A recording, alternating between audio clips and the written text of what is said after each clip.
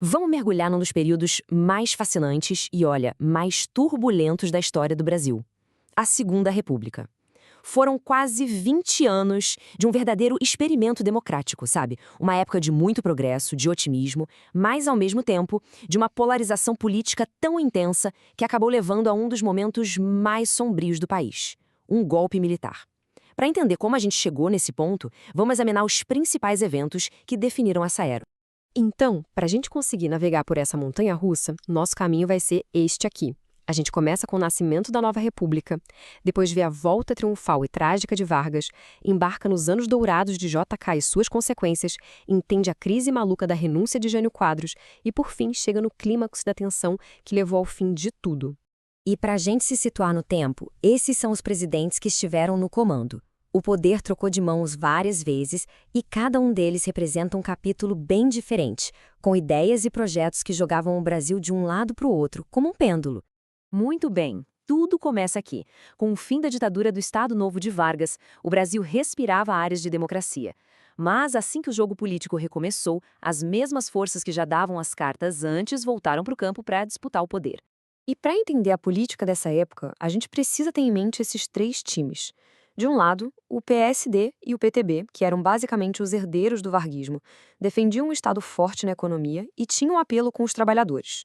Do outro lado, a UDN, que era a oposição ferrenha, liberal, formada pela classe média e pelas elites, e que odiava tudo o que Vargas representava. Esse cabo de guerra entre esses grupos vai definir todo o período.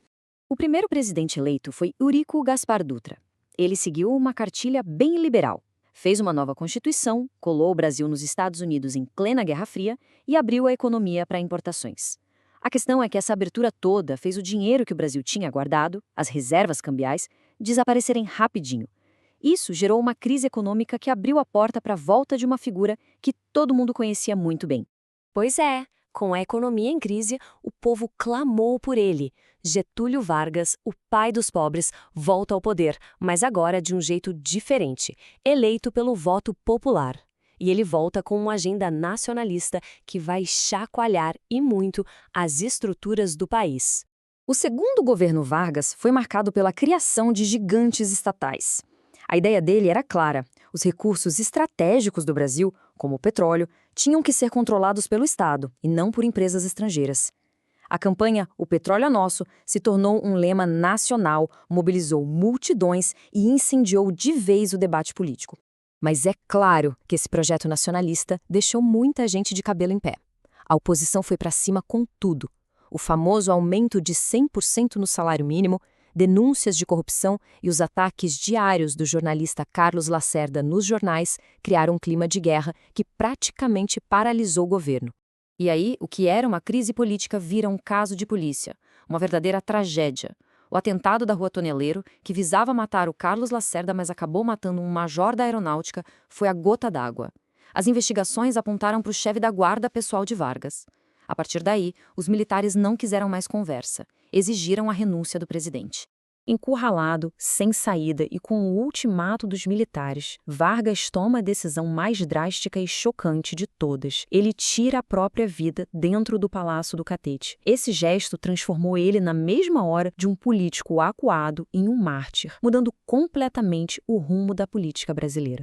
Depois desse trauma todo, o Brasil parecia precisar de um respiro, de um pouco de alegria e esperança.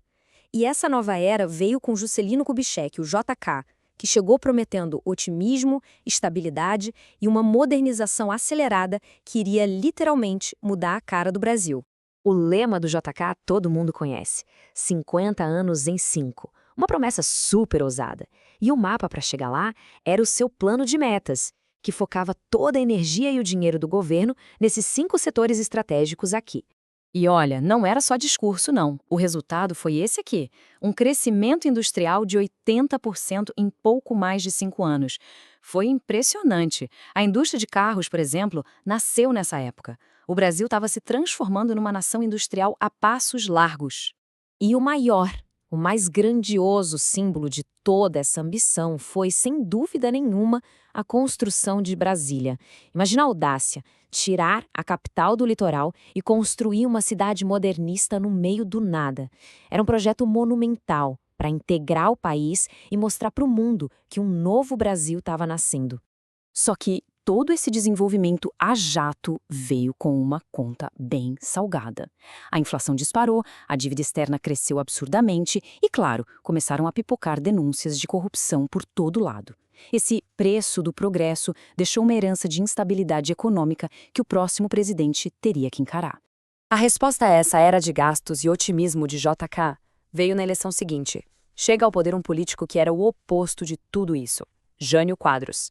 Ele se elegeu com um discurso moralista, prometendo varrer a corrupção com sua famosa vassourinha. Mas a presidência dele durou inacreditáveis 7 meses e jogou o país numa crise gigantesca. Esse é até hoje um dos maiores mistérios da nossa República. Por que ele renunciou? Bom, as ações dele eram completamente imprevisíveis. Ele tomou medidas econômicas super duras e, ao mesmo tempo, condecorou Che Guevara, o que deixou seus aliados de direita furiosos. Ao que tudo indica, a renúncia foi uma aposta arriscadíssima. Ele achou que o povo ia pedir a sua volta com mais poderes. A aposta falhou. E feio. Com a renúncia, o vice, João Goulart, o Jango, deveria assumir. Só que Jango era o herdeiro político de Vargas, e os militares e a direita não queriam ele no poder nem pintado de ouro. A saída que o Congresso encontrou foi essa gambiarra institucional aqui, o parlamentarismo. Na prática, Jango assumiu como presidente, mas quem governava de verdade era um primeiro-ministro. O poder dele foi totalmente esvaziado. Mas essa solução improvisada não durou muito. Em 1963, um plebiscito devolveu todos os poderes presidenciais a Jango. E a partir daí, o palco estava montado para o confronto final, um choque inevitável entre as forças políticas do país. Com plenos poderes, Jango decidiu acelerar um conjunto de mudanças profundas, as famosas reformas de base.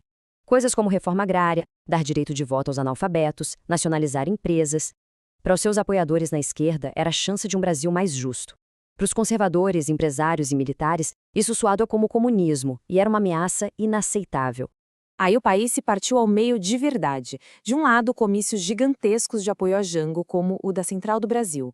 Do outro, marchas conservadoras enormes, como a Marcha da Família com Deus e pela Liberdade. A tensão era máxima. O ponto de virada foi a revolta dos marinheiros, que quebrou a disciplina dentro das Forças Armadas. Para os generais, era o sinal de que a ordem tinha acabado. E no dia 31 de março de 1964, os militares saíram dos quartéis em direção ao Rio de Janeiro para depor o presidente. O impasse político, o medo de uma revolução e a quebra da hierarquia militar levaram ao golpe. Ali, o experimento democrático da Segunda República chegava a um fim trágico e violento. A história da Segunda República é um lembrete muito poderoso de como a democracia pode ser frágil. E ela nos deixa essa pergunta que, vamos combinar, é super atual, não é? O que acontece quando a polarização se torna tão extrema que impede um país de resolver seus problemas mais básicos? É uma reflexão que vale a pena fazer até hoje.